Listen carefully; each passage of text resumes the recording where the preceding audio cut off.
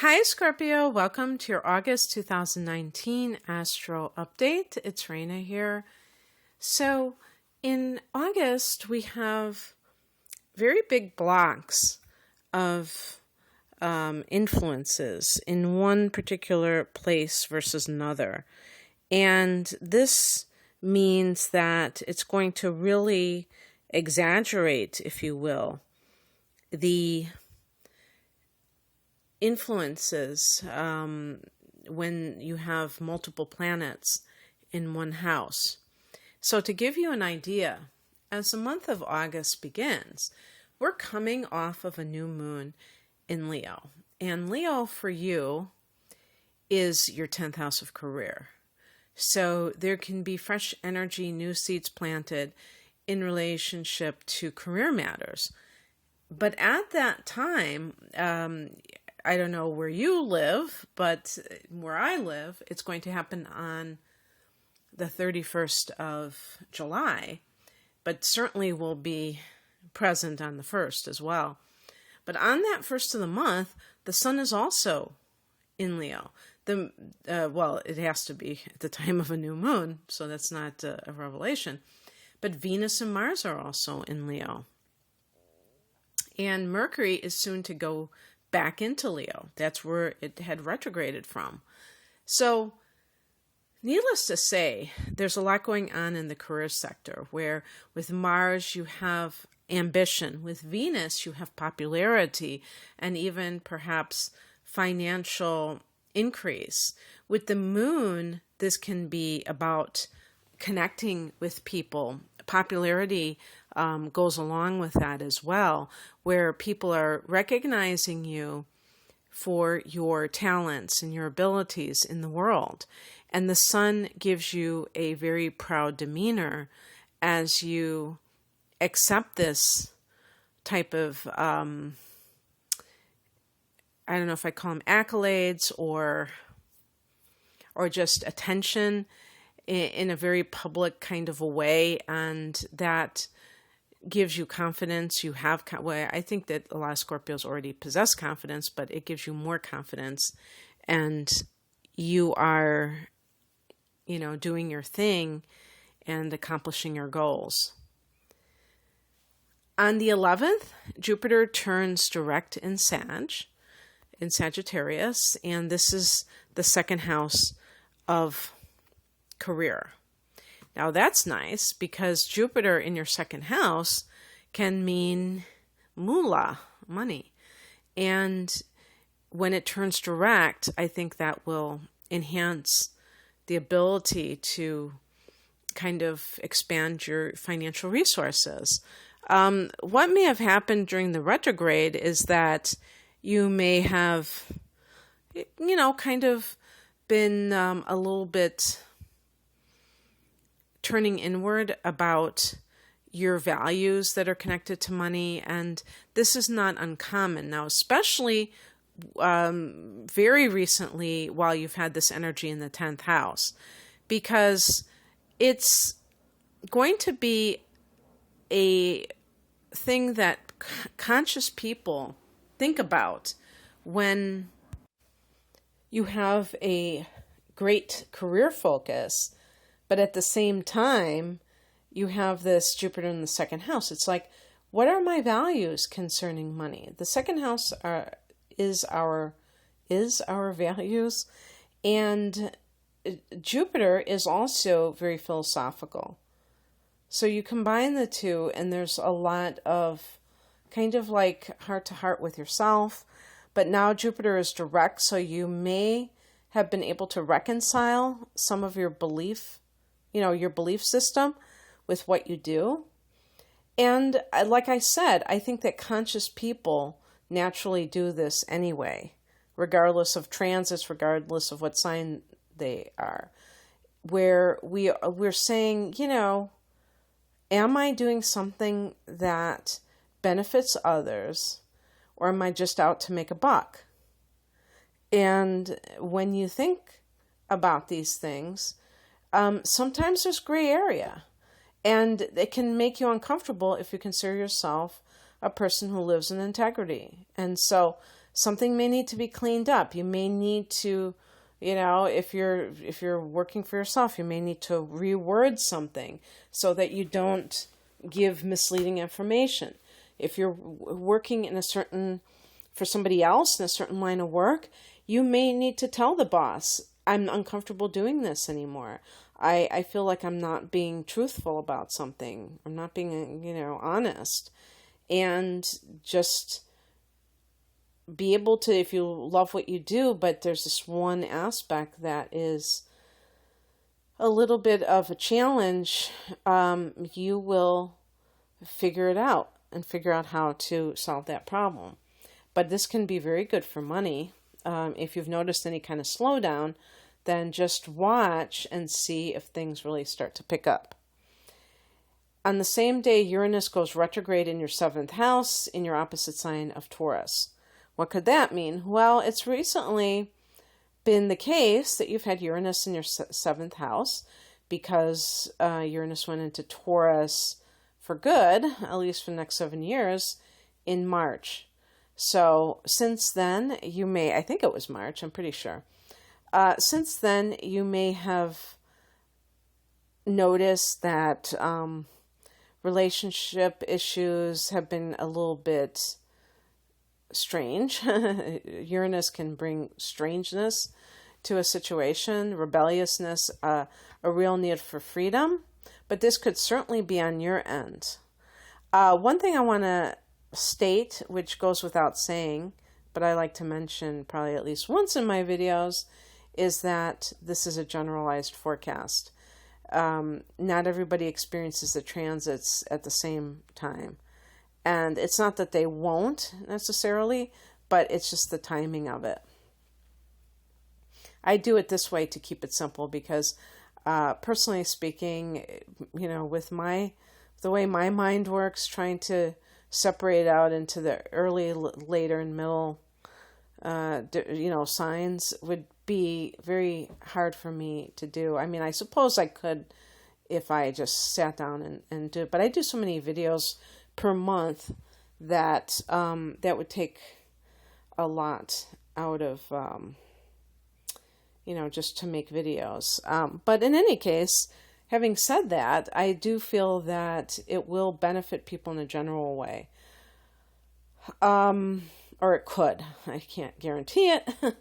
But anyway, with Uranus retrograde, this can enhance the erratic tendency. Now, in the 7th house, for a Scorpio, this may be nerve-wracking because you're a fixed sign and you tend to want relationships, like everything else in your life, to be quite predictable, to be reliable, something that you can count on for today and for always. And when Uranus is in that 7th house, you may be dealing with situations that are anything but what I just said.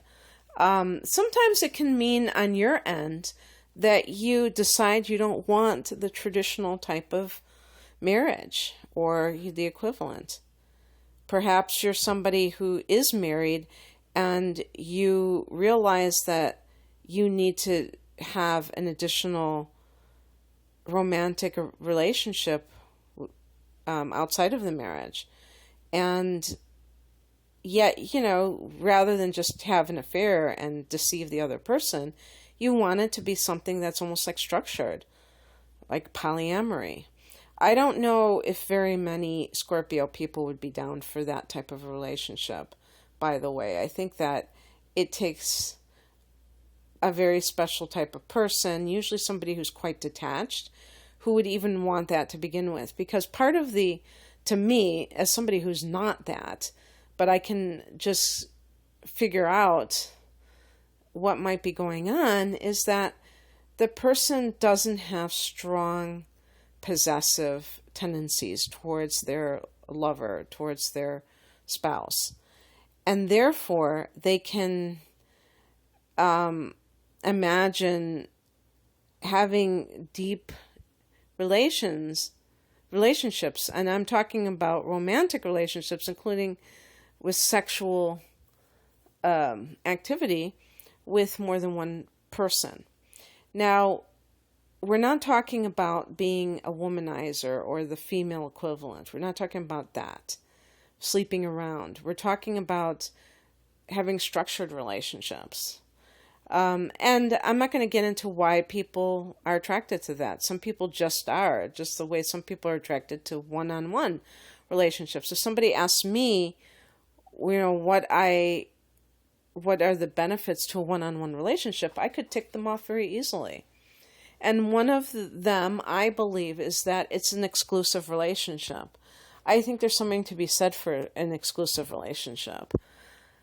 But on a very, I don't know if it's superficial note, but it's also a lot less complicated. And when you're bringing other people into things, it can get very complicated because people are not predictable. Forget about Uranus influences. Just in general, people tend to change. People tend to be varied in their ideas about things. And some people, you may think they're down for it, and then they get weird on you. You think you're having an open relationship, and all of a sudden somebody in the relationship wants a one-on-one relationship, and they get very possessive, and it starts to affect them emotionally. So not everybody can do that sort of thing and feel okay about it. And that is what I think is the most important takeaway, is that you may experiment in the next 7 years, but you may not end up deciding that that is for you. Or you simply may not want to have a committed relationship whatsoever. You may feel like, I want to just experience life on its own terms. And come to think of it, with Neptune in your 5th house, probably around the same amount of time, continuing into the 2020s, until probably around the same year as Uranus is in that 7th house, Neptune will probably be in the 5th house. I'm not sure exactly what year Neptune leaves the 5th house, but you may have a lot of, or maybe you've even experienced this, where you've had love affairs, falling in love with people who weren't who they seemed, who are unreliable, who are deceptive, and that can be Neptune in the 5th house, and you just realize that you don't want that in your life, and you may just kind of, like some Scorpios, it's just like all or nothing. Oh, I haven't had good experiences, screw it all. And that might just be temporary, though. And, the thing about it is that Neptune is also idealism and spirituality. So it could easily be, too, that Neptune in the 5th house is meeting your soulmate.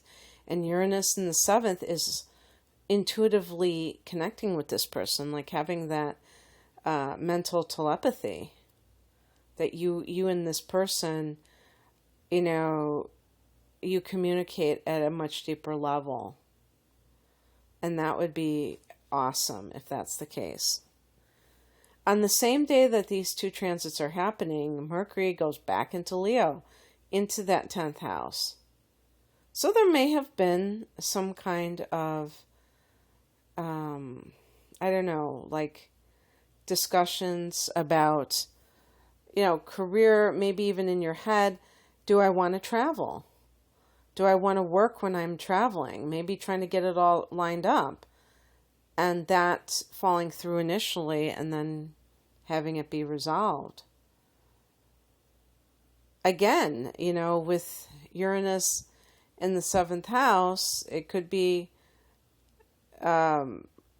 electronic partnering. In other words, clients that you deal with online. Uranus can be technology. 7th house can be one-on-one interactions like clients. So that could be being a digital nomad where you're going around the world and you don't have an office. So there might be a lot of feelings of need for freedom in that sense. On the 15th, full moon at 22 degrees of Aquarius is in that fourth house of home and family. One thing that I just want to reiterate, talking about values and stuff, when Mercury goes back into your ninth and now into your, and I said back into your ninth, it goes, Mercury during the retrograde went back into Cancer in your ninth house, which can be philosophy. Maybe you're rethinking something and now it's in your 10th, re-entering the 10th house. Maybe you were thinking about your values and how they jibe with what you're doing right now, and you have made some sort of decision. The full moon at 22 degrees of Aquarius on the 15th is going to be in that fourth house of home and family. And that can be really about realizing when something needs to change. The full moon can be letting go of something. Maybe it's your relationship with your mother. It has to change. Maybe it's something to do with it. Sometimes the full moon is gaining awareness of something, gaining awareness of your family home, even the physical structure, and selling a house, of course. That's a big one. So that might be the time when you're putting a house on the market or when you've actually made the sale. Being made aware of something from childhood that comes up for you. On the 18th, Mars goes into Virgo, the 11th house. We have a lot of these. In the 11th house, the 11th house is the house of friends and groups. Mars here can be you kind of sparring with them for some reason. The biggest thing could be if you feel like you have changed and you feel like these people that you are surrounded with don't like the changes. Chances are you're changing for the better, and these other people are not able to appreciate that. So don't think that there's only one way to do something. I mean, you could very well find that you've outgrown certain friendships. You don't have to stay with them forever. This can also be very active, where you're very active and aggressive about networking.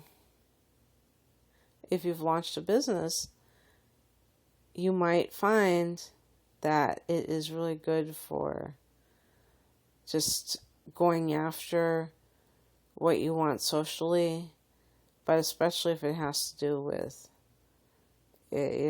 what I have seen, where it's like you have to introduce yourself, and ingratiate yourself. But this is like really taking that initiative and going full force with it.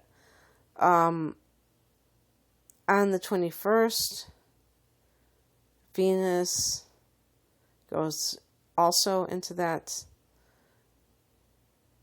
11th house of friendships and groups, and the 11th house is hopes and wishes. So with Venus there can be maybe money that is associated with some of the dreams that you have. This could be you making your dreams come true towards the end of the month. And let's see, what else can I say about this? The 11th house is the house of hopes and wishes, and which are long-range goals. And so Mars there is about you grabbing the gusto, wanting to have it no matter what, not allowing anything to stop you. On the 21st, Venus goes into the 11th house as well. Could be finding love through your group of friends. It could be making money through something that involves electronics, like the 11th house. And this is, when it comes to like the electronics part of things, hopefully, well, electronic is the 11th house. If you have any kind of money that can be made through online stuff, that could be connected to this house. On the 23rd, the sun goes into this house as well. And this can make you quite social, and that you want to connect with people. Maybe you're even reconnecting with friends that you have lost contact with. Venus, by the way, in that 11th house can smooth over any conflicts with friends that you may have had. On the 29th, Mercury goes into Virgo. Same, 11th house. So Mercury communicating with people, sometimes on a large scale, sometimes with groups that you belong to, being very vocal. And this can take different forms, because if you belong to a particular group and they ask for feedback, and you tell them, this is what I don't like about this, it's, are they going to accept that or not? Because you may know exactly what needs to change. It's just that the people around you may not be on the same page, and you have to accept that when you communicate what you want. And Virgo is very perfectionistic and critical. So watch how you communicate to your friends, and make sure that you're not expecting perfection from them, which is not capable, is not possible in any human being. Everyone has their own faults and some things that they're struggling with, and it doesn't mean that they are not meant to be part of your business or whatever your particular division is, if you're working for somebody else. So there's just a lot of idealistic energy happening here. And then on the 30th, we have a new moon in this sector at 6 degrees of Virgo. This could be new groups of friends, or just groups in general coming into your life, new individual friends, finding your tribe, finding the people that you really resonate with. And also this can involve new networking opportunities and new opportunities to realize your long-range goals, depending on what they happen to be. So this is really a month where I would say it's very other-oriented towards the end of the month, and very much like social. But at the beginning of the month, it can be more just about you and your career, and advancing in your career, and even your money with Jupiter going direct. So I hope that you enjoyed this, Scorpio. If you would like a natal chart interpretation or any other of my readings, my website is rainamoonastrology.com. My link is below this video. Take care. Thank you.